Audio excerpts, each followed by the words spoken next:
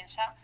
dels drets de totes les persones, i això és veritat que ens ho trobem en el pla teòric i en l'àmbit legislatiu, però el que passa moltes vegades en aquest pla teòric no és el que acaba passant en la realitat, i calen de vegades mocions i accions molt concretes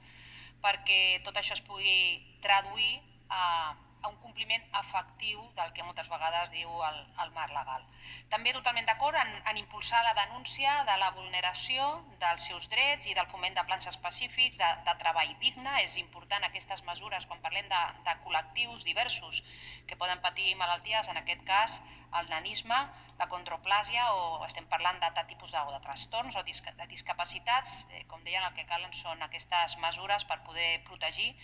aquestes persones i els col·lectius. I només afegir que nosaltres sí que vam presentar unes petitíssimes esmenes per poder clarificar molt bé quines són les competències de la Diputació, però a partir d'aquí aquestes esmenes, a més, han estat acceptades,